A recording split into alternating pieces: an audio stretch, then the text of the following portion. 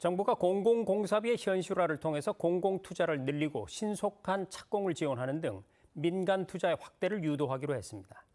최근에 투자가 줄고 있는 건설 경기 회복을 위해서 마련된 정부 대책을 최다희 기자가 전해드립니다.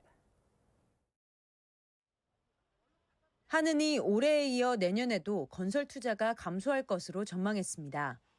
건설 투자는 지난해 4분기 감소 이후 하락세가 지속되고 있고 11월 건설업 체감 경기 지수도 66.9로 6개월 만에 최저를 기록해 건설 경기 침체가 이어지는 상황입니다. 이런 가운데 정부가 건설산업 활력 재고 방안을 발표했습니다. 정부는 건설산업 활력이 제고될 수 있도록 공사 단가를 현실화하고 물가 상승분을 적정 반영하여 제값받고 공사할 수 있는 환경을 조성하겠습니다.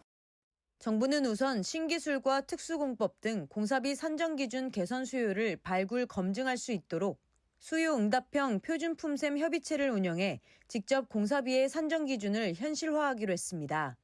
일반 관리비 요율을 올립니다. 1989년부터 30여 년간 고정되어 있던 일반 관리비 요율은 그간 산업 여건 변화를 감안해 중소규모 공사 대상으로 1에서 2%포인트 상향합니다. 민자 사업의 활성화를 위해 물가 부담 등을 완화하기로 했습니다. 공사비 급등기의 물가를 추가 반영하는 물가 특례는 국토부 민자 사업 11건 추진 과정에서 반영할 계획입니다. 현재 민자법인이 운영 중인 평택 시흥, 제2용인 서울 등 도로 사업에서도 확장 운영을 추진합니다.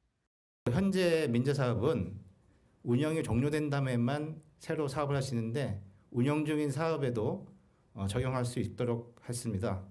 민간 투자의 확대도 유도합니다. 신속한 착공을 위해 정상 사업장은 PF 보증을 5조 원 확대하고 시공사 책임 준공 보증 가능 사업장의 경우 토지 신탁이 아닌 일반적 유형까지 확대해 착공을 지원합니다. 또한 일정 규모 이상 정비 사업장을 중심으로 공사비 갈등이 발생했을 때 공사비 분쟁 조정단을 파견해 사업 지연을 최소화할 계획입니다. 아울러 회사채, CP 매입 등 시장 안정 프로그램을 적극 가동하고 중견 건설사 회사채 발행 지원을 위한 신규 프로그램도 내년 1분기 내 마련할 예정입니다. KTV 최다희입니다.